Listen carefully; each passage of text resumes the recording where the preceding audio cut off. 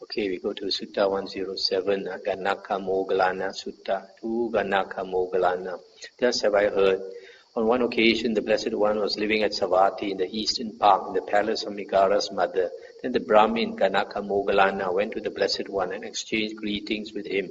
When this courteous and amiable talk was finished, he sat down at one side and said to the Blessed One, Master Gotama, in this palace of Megara's mother, there can be seen gradual training, gradual practice, and gradual progress, that is down to the last step of the staircase. Among these Brahmins too, there can be seen gradual training, gradual practice, and gradual progress, that is in study. Among archers too, there can be seen gradual training, that is in archery. Among accountants like us who earn our living by accountancy, there can be seen gradual training, that is in computation. For when we get an apprentice, first we make him count 1, 1, 2, 2s, 3, 3s, 4, 4s, 5, 5, 6, 6s, 7, 7s, 8, 8s, 9, 9s, 10, 10s. And we make him count 100 too. Now, is it possible, Master Gotama, to describe gradual training, gradual practice, and gradual progress in this Dhamma Vinaya? Stop here for a moment. So, this man is asking the Buddha, how is the gradual training in the Buddha's Dhamma Vinaya and the Buddha's religion? And the Buddha said, it is possible, Brahmin, to describe gradual training, gradual practice, and a gradual progress in this Dhamma Vinaya. Just as Brahmin, when a clever horse trainer obtains a fine thoroughbred colt, he first makes him get used to wearing the bit, and afterwards trains him further.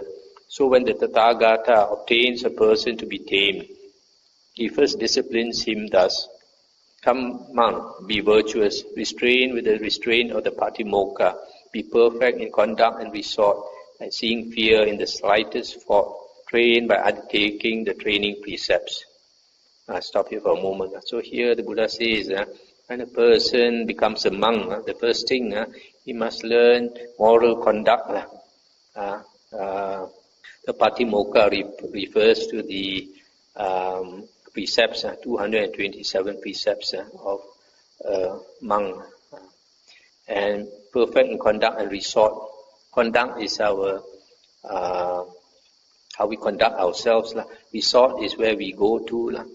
There are certain places, certain resorts a monk is not supposed to go. For example, a place where prostitutes stay, a place where a single woman lives, is not supposed to go. All these, if he goes to such place, people would suspect him of breaking the precepts. When Brahmin, the monk, is virtuous and seeing fear in the slightest fault, then the Tathagata disciplines him further. Come, monk, guard the doors of your sense faculties. On seeing a form with the eye, do not grasp at its signs and features, since if you were to leave the eye faculty unguarded, evil, unwholesome states of covetousness and grief might invade you. Practice the way of its restraint.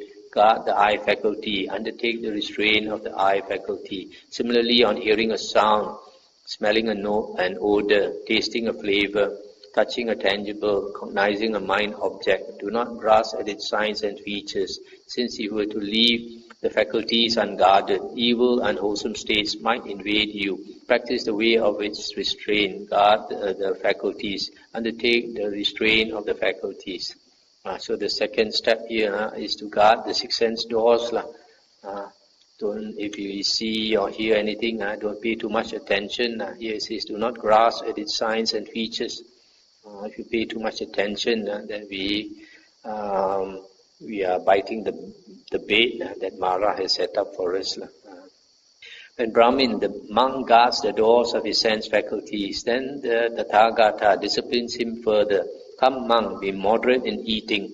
Reflecting wisely, you should take food neither for amusement, nor for intoxication, nor for the sake of physical beauty and attractiveness, but only for the endurance and continuance of this body, for ending discomfort, and for assisting the holy life, considering, thus I shall terminate all feelings without arising new feelings, and I shall be healthy and blameless, and shall live in comfort. I'll stop here for a moment. So here the Buddha says the monk has to practice moderation in eating. That's why the Buddha's in the monastic code, a monk is only allowed to eat in one part of the day, in the morning, after dawn, and before noon, when the sun is at the highest. And here he says, thus I shall terminate all feelings. This all feelings refers to feelings of hunger, without arousing new feelings of greed. We just take the food to get rid of hunger without allowing greed to arise. When Brahmin, the monk, is moderate in eating, then the Tathagata disciplines him further. Come, monk, be devoted to wakefulness during the day, while walking back and forth and sitting. Purify your mind of obstructive states. In the first watch of the night, that means 6 to 10 p.m., while walking back and forth and sitting, purify your mind of obstructive states. In the middle watch of the night, you should lie down on the right side, in the lion's posture, with one foot overlapping the other, mindful and fully aware. After noting in your mind the time for rising, this middle watch is from 10 p.m. until 2 a.m. After rising in the third watch of the night, while walking back and forth and sitting, purify your mind of obstructive states. This third watch is 2 to 6 a.m. So this devotion to wakefulness is to try to be wakeful, be awake as much as possible. So here the Buddha recommends only 4 hours of sleep. This is very difficult to do. You see here, if a monk wants to aim to practice this, then the whole day he should sit and walk, and then even at night also sit and walk. The only time to lie down is the middle watch.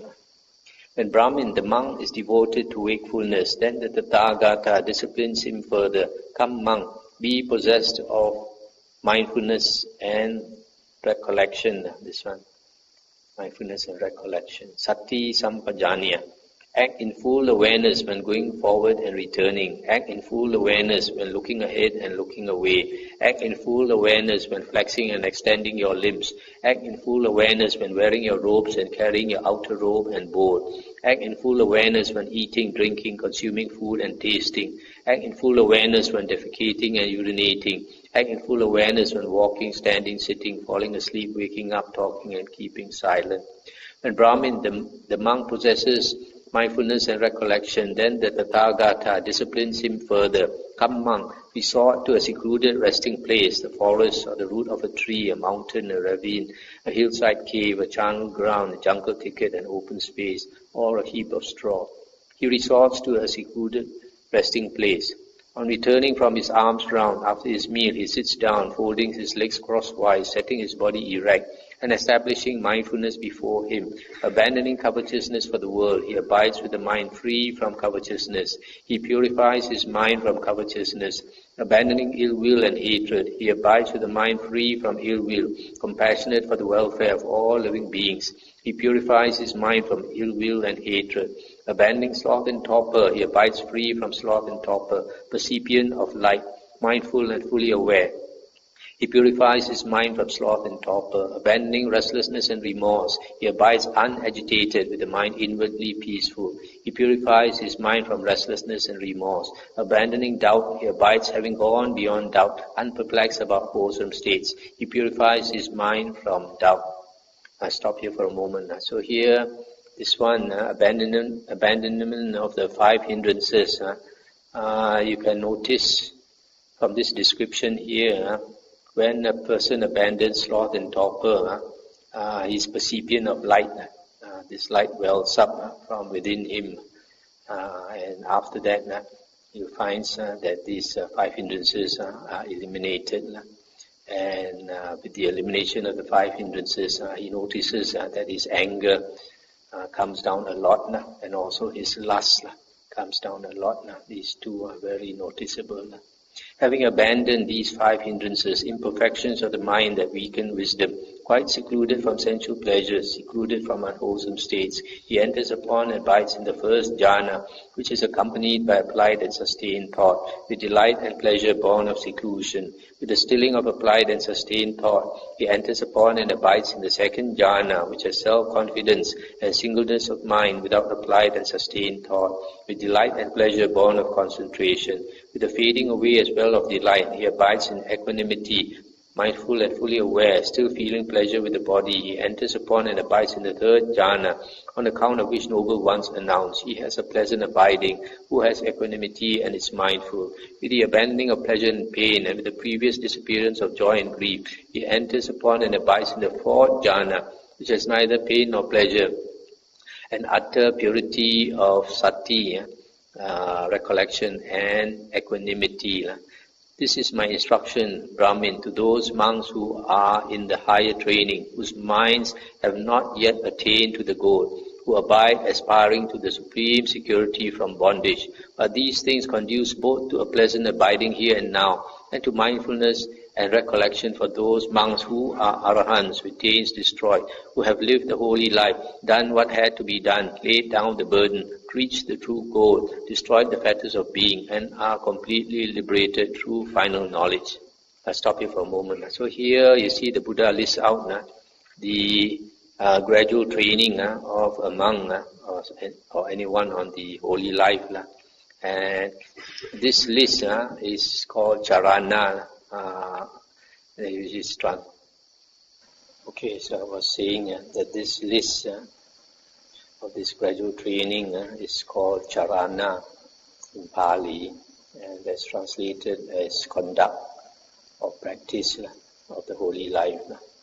I mentioned before that this list in any one particular sutta is not complete.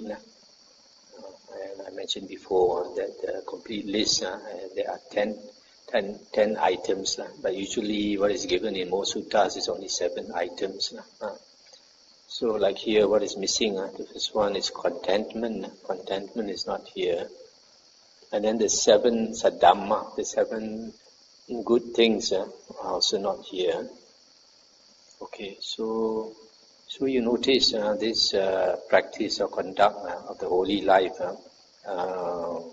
ends with the 4 jhanas, and just like the Noble Eightfold Path, it is mentioned in another sutta which we will come to, Sutta 117. It is mentioned that the practice of the Noble Eightfold Path must go in a definite sequence. It must start with right view, and then the Buddha says, only when you have attained right view, you have entered the Noble Eightfold Path.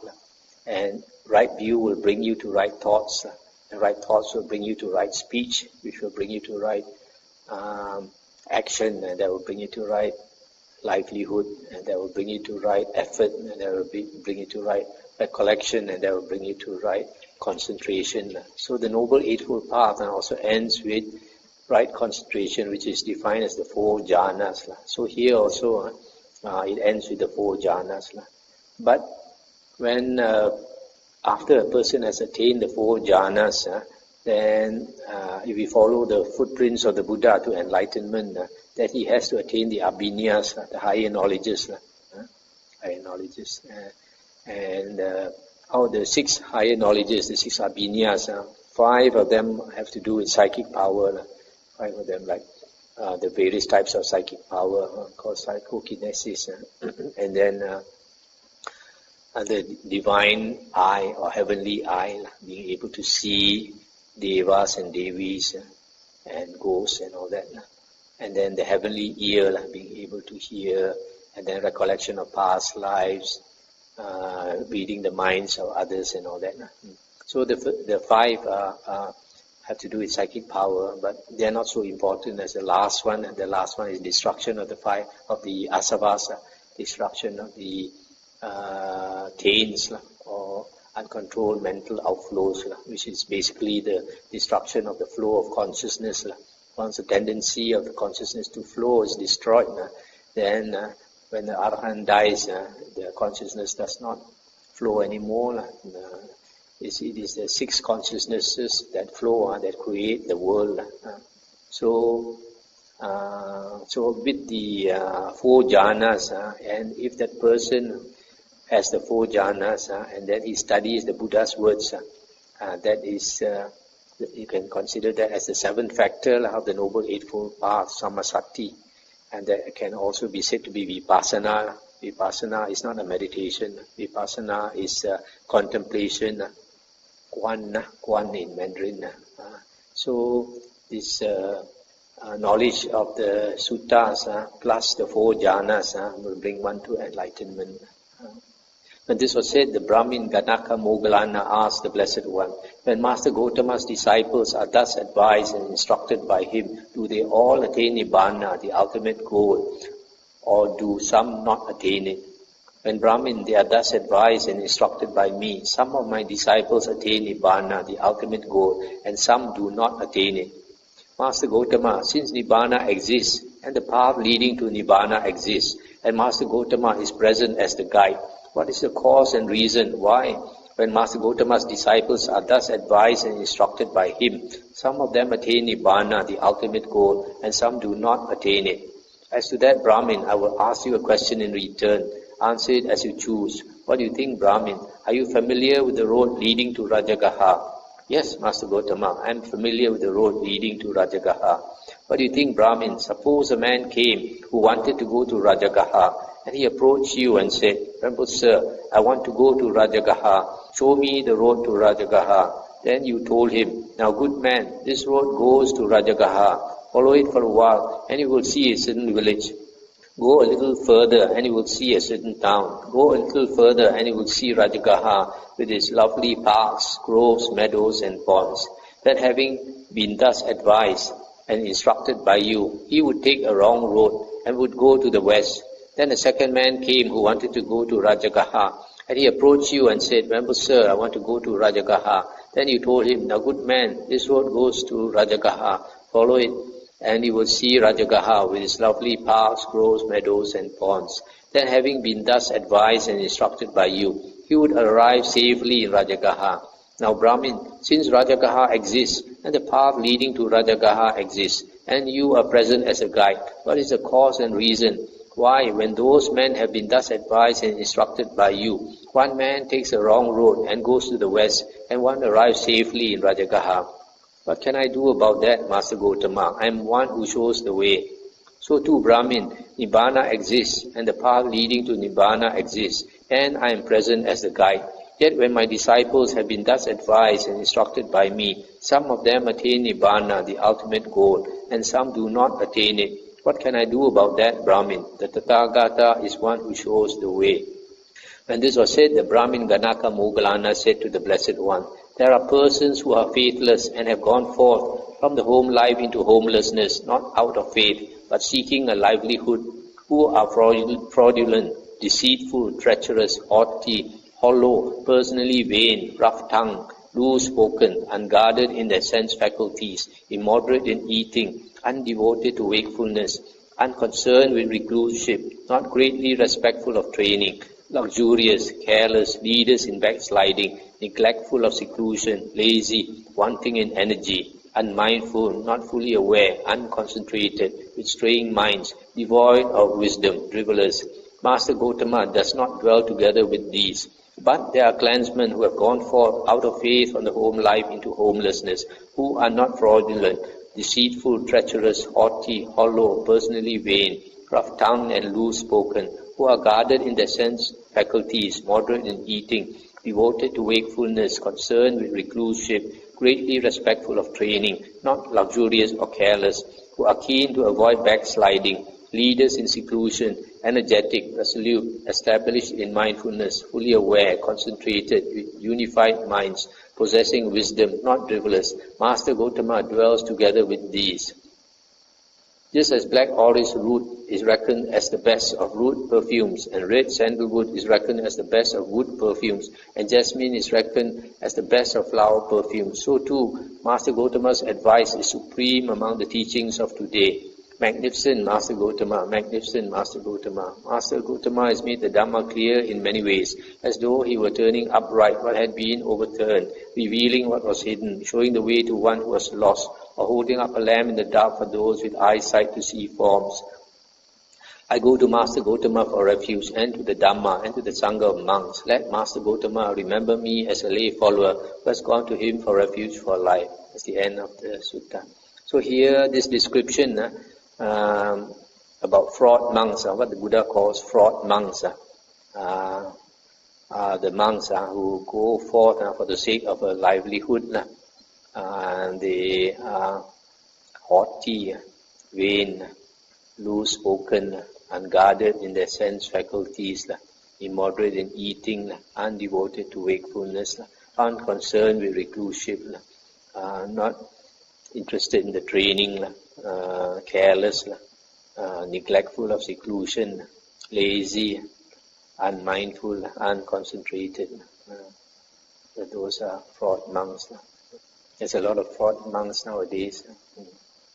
So this sutta is another one of those that gives a list of charana, the gradual training of a monk. So it's very clear from here how a monk is supposed to live the holy life, train in this gradual training.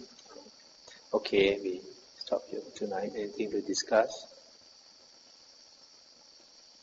I'm trying to go as fast as possible so that we can finish this Majjhima Nikaya, then we have some time.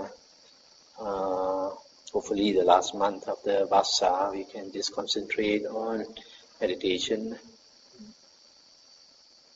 Okay, shall we end here? There's nothing.